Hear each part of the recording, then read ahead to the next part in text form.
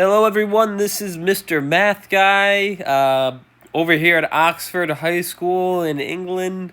Just wishing you guys, a good math day, and we're looking at composition of functions today. So composition of functions, we'll talk about that in a second, but I just want you to pause the video and try to do now and play it once you're done. So, for part A, it says find f of 10. So we want to find f of 10. So we want to use f of x, not g of x. So it'll be f of 10 is equal to 2. We plug 10 in for x minus 7. You should get 13 for f of 10. Now, composition of functions. All the composition of functions really is you're taking a output from one function and plugging in for the input in the next function. So we just found f of 10 to be 13. Now we're going to plug in our answer from A into G. So now we'll do G of 13. That's going to be 13 plus 9. And that's going to give us 22. So we're plugging in our answer, our output from another previous function into our input for the next function. That's all we're doing for a composition of functions. So let's do one more, then I'm going to have you guys do like 2, 3, and 4. So looking at 1, this is pronounced f of g of 1. F of g of 1. And we always work from the inside out. So we first want to find g of 1. So I look at g. That is x plus 9. So g of 1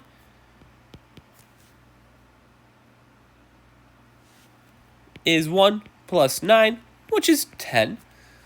So now once I find 10, I can now plug that in for the f of x, because we're now looking for f of our answer up here, which is 10. And when you plug that in, you get 2 times 10 minus 7. And that is 13. So I just want you guys, I'm going to pause the video, try 2, 3, and 4, and play it once you're done. Here's what you should have gotten for number 2. Find f of 8 first, so you plug in 8 into f of x, we get 9, and then you plug 9 in for g of x.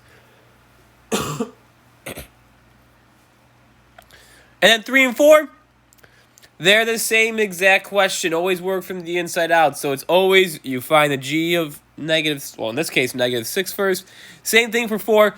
I know you guys, I haven't shown you guys the notation for 4 yet, but that's the same exact thing. These are the same exact things. You're going to see the notation flip-flopped. You sometimes write it as f of g of negative 6 like this, but you could also write it f of g of negative 6 like this as well. It's just the same exact thing, so don't get confused by it. You always work from the inside out. On the next page is the official definition of the composition of functions. So given two functions, f and g, the composite function f of g is defined by, and these are either ways you can write it, f of g of x or f of g of x. This is the same thing, just written a little bit differently. So we just did with equations above. Let's take a look at how to do it with graphs. So here, for A, let's do A. I'll do A together, and then I want you guys to try B and C on your own. So looking at A, we first need to find f of negative 1. So I look at f. That is the curvy line. So I look where x is equal to negative 1. That is right here. So f of negative 1. What's my y value when x is negative 1 for f of x? It's looking like 4. And now with that 4, I now need to plug that in for g. So that would be g of 4. And now g is the straight line. So I'm going to look at where x is 4. What's my y for g of x when x is 4? That would be negative 1. So try B and C, pause the video, play it once you're done.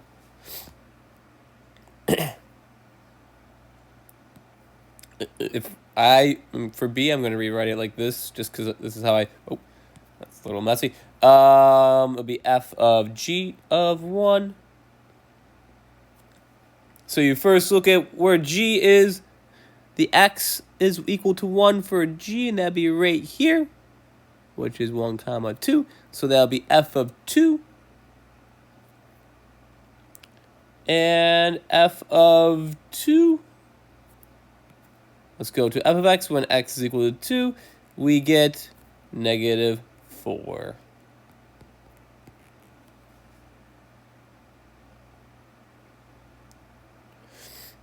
And when you look at c, g of x, so you could go from the same function back to the same function. That's what it's doing for c. Is, so we first want to find g of 1. If you want to rewrite it like this, go right ahead. So g of 1 is equal to 2. So now I want to find g of 2.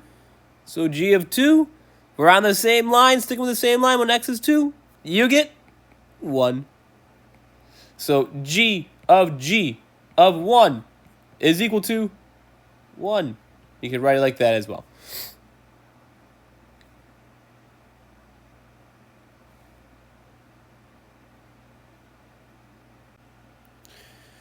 Now, if we're looking at tables, so I want to look at A, I find f of g of x. I first want to find, f of g of 3. I first want to find g of 3. So the input is 3. So I look at where the input for g of x is equal to 3. That is here. So what's my input? What's my output when my input is 3 for g? It is 4. So that would now be f of 4. And when the input is 4 for f, what is the output? It is 6. So that would be number 6. So f of g of 3 is equal to 6. Try B and C. Pause the video. Play it once you're done.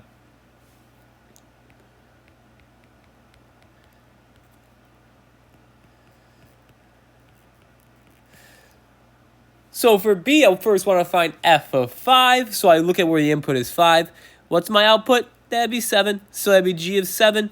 Then look over where x is 7 for g of x, and that should get you 12. And for C, looks like we're staying at f of x for both functions. So f of 3 is 5. So I now want to find f of 5, which is 7. So that's how you do it for a table. The next is just a checkpoint. Once you pause the video and complete the checkpoint and play it once you're done. Here's where you should get for 1A, B, and C. Make sure it's working from the inside out. And then here is number 2, A, B, and C. Let's go to the next page. On the next page, actually, no, I want you guys to try 1A, B, and C. Give them a shot. If you have any questions, feel free to unpause the video. But pause the video, give them a shot, and we'll work through them once you play the video again. So for 1A, it says f of g of x. So our input is just x for g of x. So we're really just plugging x in for x, which is not changing this equation at all. So this is now f of, what is g of x? X squared minus 6. So we are now plugging x squared minus 6 is my input in for x in f of x. So that would be x squared minus 6 gets plugged in for the x plus 1. Simplify that. We can drop the parentheses. That would be x squared minus 5. And the way you would label it, well, it's f of g of x. So it'll just be f of g of x is equal to x squared minus 5. And then b is the same thing, but b, we're plugging in f of x into g of x. So that would be g of f of x is x plus 1. And when I plug x plus 1 in for g of x, that would be x plus 1 squared minus 6. You got to simplify that. So that would be x plus 1 times x plus 1 minus 6. Multiply it through. You'll get x squared plus 2x plus 1 minus 6. Combine like terms, you get x squared plus 2x minus 5 equals, make sure you make it what our equation is, g of f of x. And for c, we're just plugging f of x into f of x. So that would be f of x is x plus 1. So we plug x plus 1 for our output for f of x, and you get x plus 1, which would just be x plus 2. And that is equal to f of x. So I want you guys just do 2a, b, and c. Pause the video and play it once you're done. This is what you should get for 2a, b, and c.